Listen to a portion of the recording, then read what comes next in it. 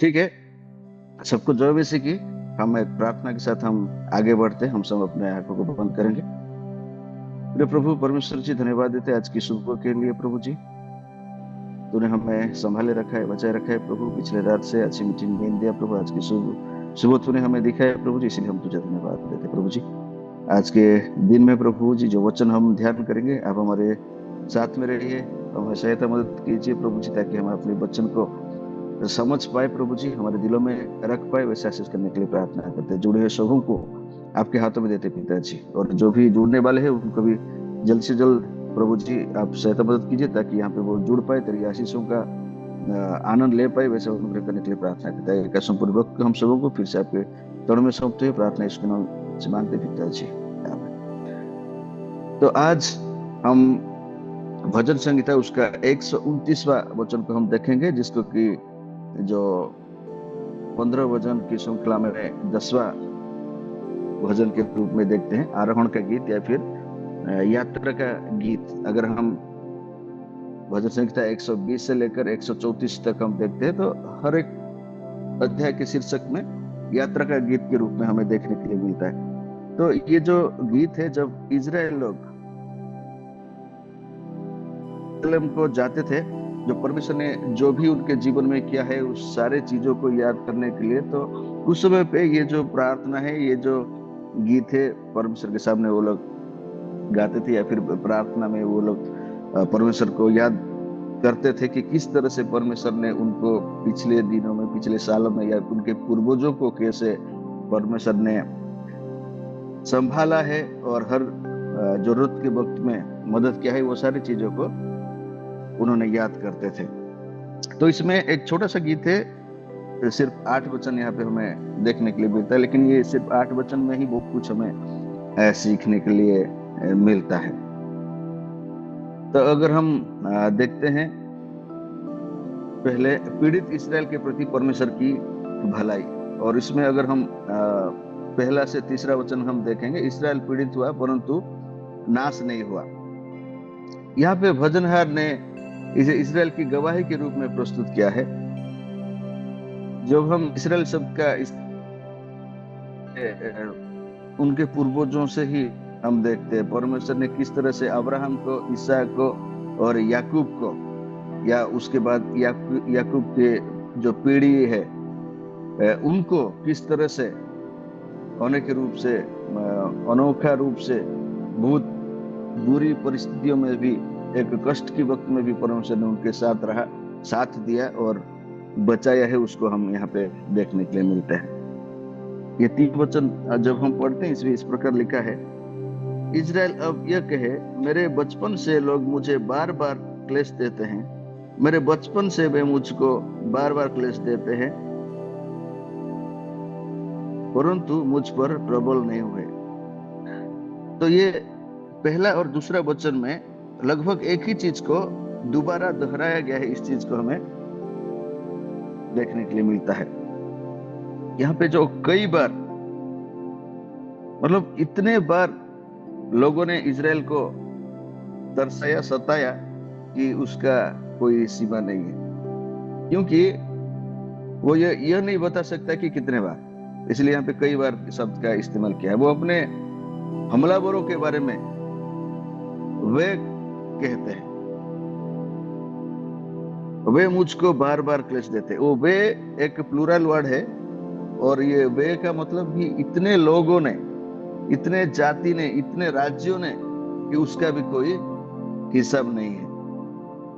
बहुत सारे लोगों ने इजराइल के प्रति ऐसे उपद्रव किया था, उस चीज को यहाँ पे बताया गया है।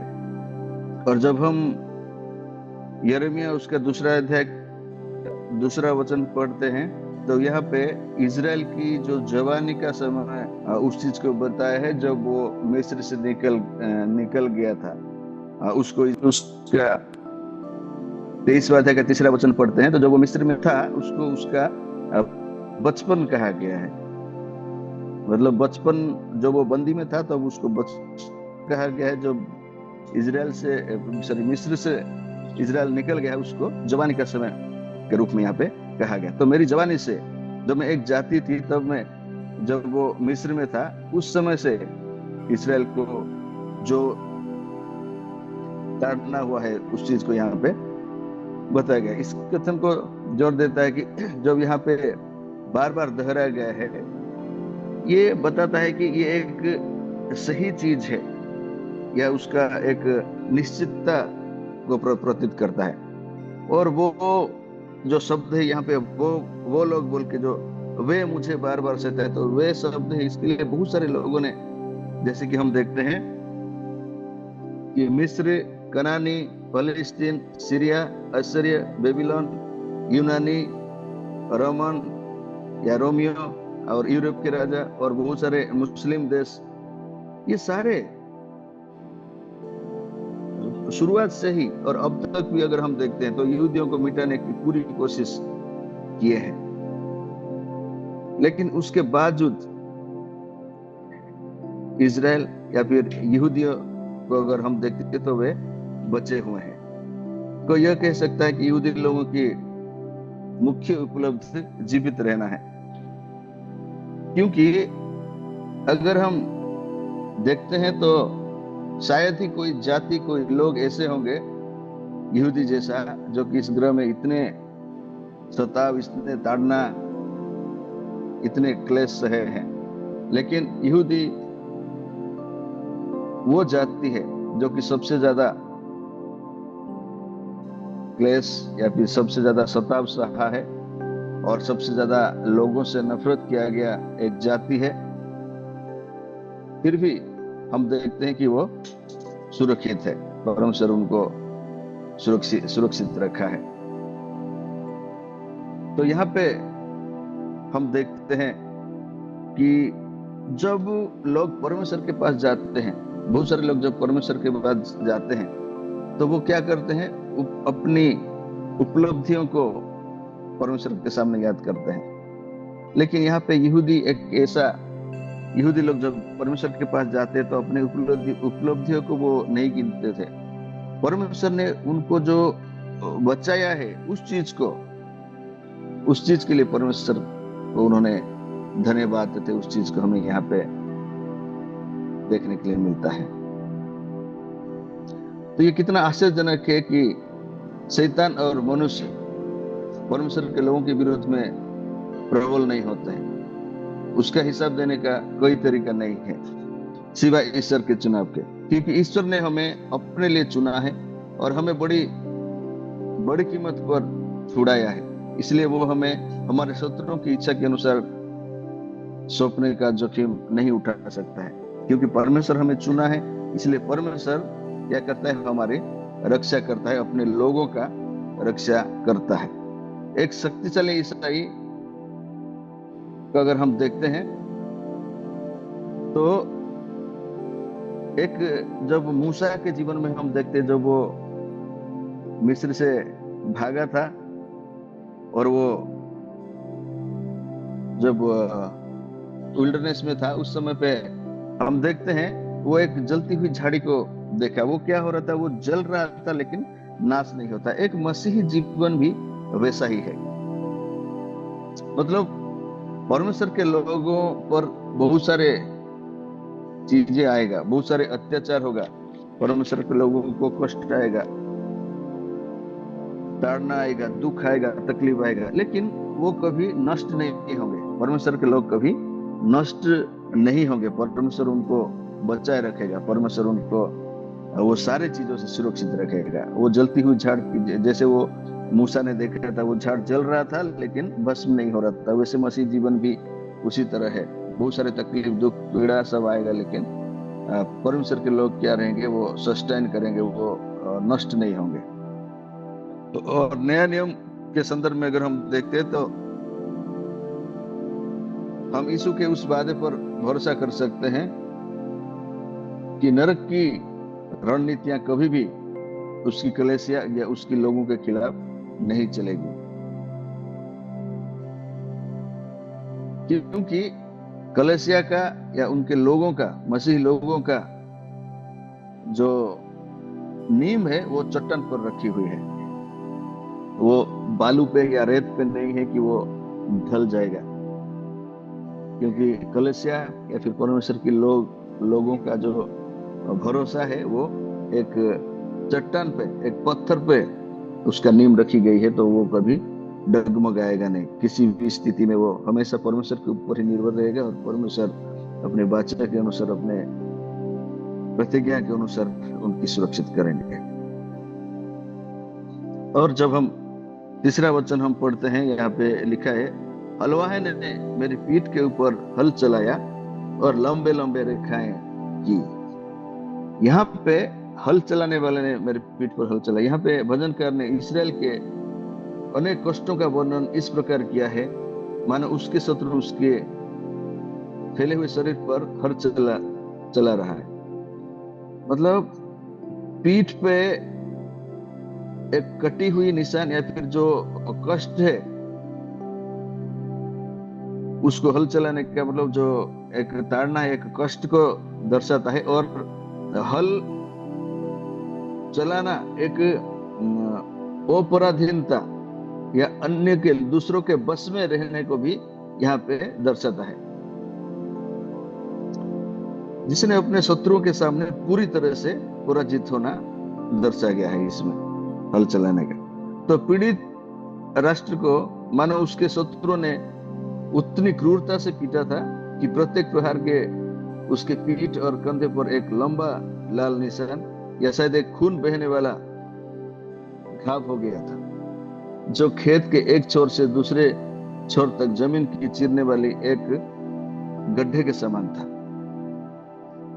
तो यहाँ पे हम देखते हैं कि जो भजनकार के मन में खतरे की भावना तो स्पष्ट है, लेकिन निराश का पूर्ण अभाव है। मतलब वो निराश नहीं था, भले ही उसके प्रति जो भी स्थिति था, लोगों ने उसको जितना भी सताए थे, लेकिन वो निराश नहीं था, क्योंकि परमेश्वर पर उसका भरोसा था। आगे जब हम चौथा वचन देखते हैं, उद्धार करने वाला परमेश्वर, यह बात धर्मी है, उसने दुष्ट की फंदे को काट डाला है। यहाँ पे हम देखते हैं यहोवा धर्मी है। परमेश्वर ने इसराइल के अपने वाचा के लोगों को सुरक्षित रखने का वादा किया है, और उन्हें छुड़ाने में उसकी वफादारी, उसकी धार्मिकता का प्रदर्शन है। यह तथ्य कि यहोवा धर्मी है, उसका मतलब है कि उसने इसराइल के लिए अपने वादे पूरे किए हैं और वो उन्हें पूरा करेगा। और उसने दुष्टों की रस्सियों को टुकड़े टुकड़े कर दिया है। इसराइल के शत्रु शक्तिशाली और चतुर थे, लेकिन परमेश्वर से बड़े नहीं थे जो उन्हें बचा सकता था। दुष्टों ने परमेश्वर के लोगों से जिस तरह से रोका और गुलाम बनाया, उसे टुकड़े टुकड़े कर दिया जाएगा। तो यहाँ पे हम देखते हैं, भले ही इजराइल दूसरों के अधीन में थे, दूसरों के देश में गुलामी थे, लेकिन परमेश्वर वहां पे भी उनको हमेशा के लिए नहीं रखा। वहां से भी परमेश्वर ने उन्हें छुड़ाया है। और यहाँ पे कहा गया है, उसने दुष्टों के फंदे को काट डाला है, मतलब इजरायलियों को मुक्त कर दिया है, उनकी रस्सियों को काट डाला है। एक किस तरह से परमेश्वर अपने लोगों को छुड़ा है, उस चीज को यहाँ पे दर्शाता है। फिर अगर उसका दूसरा भाग हम देखेंगे तो यहाँ पे परमेश्वर से प्रार्थना करना कि वो यरूशलेम से नफरत करने वालों को वापस कर दे। यहाँ पे 5 से 7वां वचन अगर हम देखते हैं, सिय्योन से घृणा करने वालों के लिए शर्म की बात। यहाँ पे जो सिय्योन से घृणा करने, मतलब परमेश्वर के लोग या फिर इजराइल को यहाँ पे दर्शाता है। सिय्योन से नफरत करने वाले लोगों को शर्मिंदा हो। यहाँ पे भजनहार ने प्रार्थना की कि न केवल इस्राएल को उसके दुश्मनों से बचा जाएगा, बल्कि परमेश्वर उनके दुश्मनों पर भी अपनी धार्मिकता लागू करेगा। उन्हें शर्मिंदा होना चाहिए और पीछे हटना चाहिए। यहाँ पे अगर हम देखते हैं तो कुछ लोग भजनहार द्वारा इस्राएल के शत्रुओं के विद्रोह की गई प्रार्थना पर आपत्ति जताते हैं कि ठीक है, हमें हमारे शत्रुओं को प्रेम करना है। लेकिन यहाँ पे जो बताया गया है कि भजनहार यहाँ पे कहता है कि शत्रुओं के विरोध में वो उसने क्या क्या प्रार्थना किया, लेकिन शत्रुओं की हानि के लिए यहाँ पे भजनहार ने प्रार्थना नहीं किया। शत्रुओं पे परमेश्वर की श्राप हो इस तरह से भी प्रार्थना नहीं किया था। उसने जो उनके विरोध में प्रार्थना किया था वो एक सरल सा प्रार्थना था। और वो प्रार्थना क्या था? यहाँ पे वो ये नहीं कहता कि उन विरोधियों को नुकसान पहुंचाया जाए या फिर उनको नरक नरक में भेजा जाए, लेकिन वो क्या कहता है कि उन्हें ये केवल यह मांगता है कि वो उनके इरादे सफल ना हो। जो इजराइल के या फिर सिय्योन के जो नफरत करने वाले हैं या फिर जो इजराइल के दुश्मन है, उनका जो इरादे वो सफल ना हो। उनका प्लान जो है इजराइल को जो हानि पहुंचाना चाहते हैं उसमें वो सफल ना हो, इसलिए वो लोग प्रार्थना करते हैं। ऐसा नहीं कि उन पे कोई पहाड़ टूट पड़े, इस तरह से उनका प्रार्थना नहीं था। वो सिंपल सी प्रार्थना था, वो जो योजना कर रहे परमेश्वर के लोगों के विरुद्ध में वो सफल ना हो। और जब दुश्मन परमेश्वर के लोगों के लिए जो प्लानिंग बना रहा है, योजना बना रहा है, और उसमें अगर वो विफल हो जाता है तो यही उनके लिए एक लज्जा का विषय है। तो वही प्रार्थना यहाँ पे कहा गया है। उच्च और पवित्र देशभक्ति के हृदय में हमेशा ईश्वर के उद्देश्य और योजना का विरोध करने वाले लोगों के प्रति ऐश्वर्य क्रोध जलना चाहिए। ये ऐश्वर्य क्रोध मतलब एक बदला, मतलब प्रतिशोध का भाव नहीं है, बदला का भाव नहीं है, बल्कि वो लोग जो हमारे प्रति जो हानि करना चाहते हैं उसमें वो जो योजना है, वो जो प्लान है वो विफल हो। सिय्योन से नफरत करना ईश्वर से नफरत करना है। मतलब परमेश्वर के लोगों से जो नफरत करते हैं वो परमेश्वर से नफरत कर रहे हैं। जो लोग ऐसा करते हैं उन्हें बर्दाश्त करना, उसकी दुष्टता के साथ जुड़ना होगा। इसलिए हम हमारे भी इजरायलियों के जैसे हमारा भी प्रार्थना होना चाहिए कि जो भी हमारे विरुद्ध में उठते हैं उनका योजना, उनकी प्लानिंग को भी परमेश्वर सफल ना करे। और ऐसा हम प्रार्थना नहीं करेंगे कि प्रभु उनमें श्राप दे। परमेश्वर जो भी करेगा अपनी तरीके से वो करेगा, लेकिन हमारा प्रार्थना ऐसा होना चाहिए कि हमारे जीवन में उनकी योजना सफल ना हो। फिर हम देखते हैं उन्हें घास की तरह होने दो। अगर हम देखते हैं तो उस समय में खास करके प्राचीन मध्य पूर्व देश में घर के छत पर मौसम गर्म और शुष्क होने के पर जल्दी ही वो जो घास उठते थे वो जल्दी ही मुरझा जाता था। बरसात के मौसम में वो जो घर के ऊपर घास उठते हैं, तो उनसे प्रार्थना की कि इजराइल की दुश्मन का वर्तमान हरा मौसम अल्पकालिक है, मतलब कुछ समय के लिए ही है, और उसका तुरंत ही वो नाश हो जाएगा। तो इसमें हम देखते हैं हमारे जीवन में भी हमारे शत्रुओं का जो भी हमारे पर योजना है, जो भी चतुराई है, जो भी हम पे बुराई करने के लिए वो सोच रहे, वो क्या है, वो उस घर के ऊपर उगने वाले घास की तरह है। वो हमेशा के लिए रहने वाला नहीं है, जिससे काटने वाला अपना हाथ नहीं भरता। पिछले आयत की घास काटने वाला या अनाज इकट्ठा करने वाले के लिए जो बेकार थी। वचनकार चाहता है कि इजराइल के दुष्ट शत्रुओं की बेकारता सबके सामने उजागर हो और स्पष्ट हो। जबकि चर्च पीढ़ी दर पीढ़ी जीवित रहता है, या फिर कलीसिया पीढ़ी दर पीढ़ी जीवित रहता है। राज्य और साम्राज्य जिन्होंने उसे सताए है वे स्वयं ही फीके पड़ जाते हैं और सूख जाते हैं। इजराइल के इतिहास में या परमेश्वर के लोगों के इतिहास से हमें ये चीज देखने के लिए मिलता है कि जितने भी लोग परमेश्वर के लोगों को सताए हैं और जितना भी ताड़ना परमेश्वर के लोगों के प्रति हुआ है, वो कभी भी परमेश्वर के लोगों को दबा नहीं पाए, कभी भी परमेश्वर के लोगों को सीमित नहीं कर पाए, बल्कि परमेश्वर की आशीषों की वजह से वो और भी बढ़ गए। लेकिन उनके सताने वाले कहीं ना कहीं कभी ना कभी नाश हुए हैं, या फिर आने वाले समय पे वो परमेश्वर के लोगों में शामिल हो चुके, उस चीज को हमें देखने के लिए मिलता है। और आखिरी और 8वां वचन, सिय्योन से घृणा करने वालों को आशीर्वाद देने से इनकार करना। या फिर हम देखते, और ना आने जाने वाले यह कहते हैं, यहोवा की आशीष तुम पर होवे, हम तुमको यहोवा के नाम से आशीर्वाद देते हैं। भजनकार ने प्रार्थना की कि इजराइल के ये शत्रु यहोवा के आशीष का आनंद ना ले। अगर रूत उसका 2 अध्याय का 4था वचन हम पढ़ते हैं, उसमें इस तरह से लिखा है कि परमेश्वर की आशीष तुम पे हो। तो यहाँ पे जो भजनकार ने वो प्रार्थना करते हैं कि परमेश्वर की जो आशीष का आनंद उन लोगों ने ना ले, या उनको परमेश्वर की आशीष ना मिले जो परमेश्वर के लोगों के विरोध में उठते हैं। हम आपको यहोवा के नाम पर आशीर्वाद देते हैं। परमेश्वर का आशीर्वाद सबसे बड़ी चीज है जिसका कोई भी मानव जीवन आनंद ले सकता है, जो जीवन के हर पहलू को अच्छाई देता है। भजनकार ने प्रार्थना की कि इस भलाई से कुछ भी उन लोगों को ना दिया जाए जो यरूशलेम और इजराइल से नफरत करते हैं।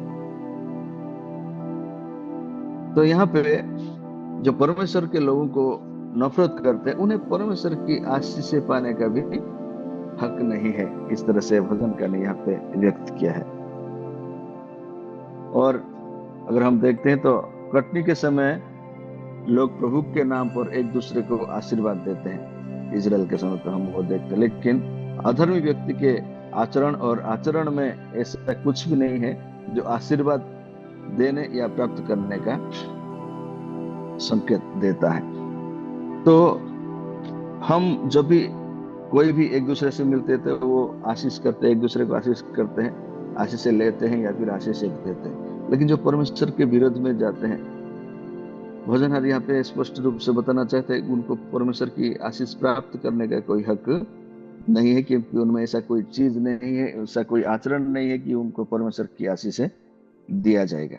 तो जब हम इस चीज को देखते, खास करके ये जो भजन संहिता 129वां अध्याय को देखते, तो इसको हम आज के दिन में किस तरह से लेंगे, या यीशु मसीह के जीवन में से हम इस को किस तरह से जुड़ेंगे। अगर हम देखते हैं तो यहाँ पे कुछ चीजें हम देखते हैं।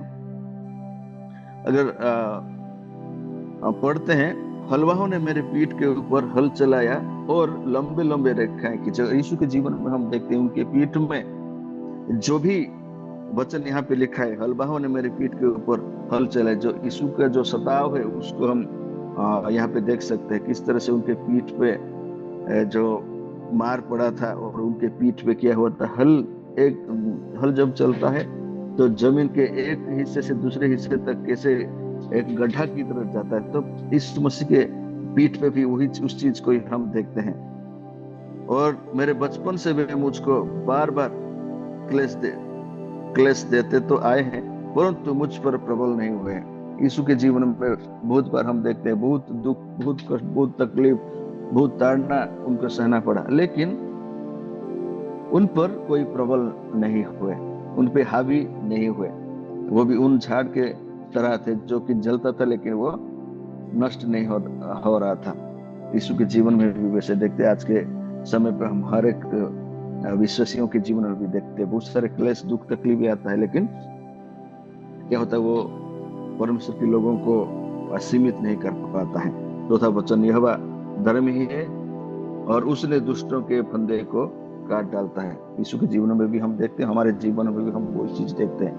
परमेश्वर अपने वचन पे स्थिर है, अपने लोगों को छुड़ाने के लिए वो सामर्थ्य। उनका हाथ इतना छोटा नहीं है, ना ही उनका कान बहरा है कि वो परमेश्वर की लोगों का जो प्रार्थना है वो नहीं सुन पाएंगे या फिर उनको मदद नहीं कर पाएंगे। तो वही चीज यहाँ पे नाश नहीं होगा। और ये वचन, ये प्रतिज्ञा परमेश्वर का हमारे जीवन में है। इसलिए हम भी जब परमेश्वर के सामने जाते, भले ही हम हमारे उपलब्धियों को व्यक्त करने से अच्छा परमेश्वर ने किस तरह से हमको बचाए रखा है, संभाले रखा है, उस चीज के लिए हमें परमेश्वर की धन्यवाद देना है। ऑब्वियसली हमारे उपलब्धियों के लिए भी धन्यवाद देना है, लेकिन उससे ज्यादा जरूरी है कि परमेश्वर ने हमें बचाया है, सुरक्षित रखा है, इसलिए हमें परमेश्वर को धन्यवाद देता है। इस छोटी सी सीख पे प्रभु हम सबको आशीष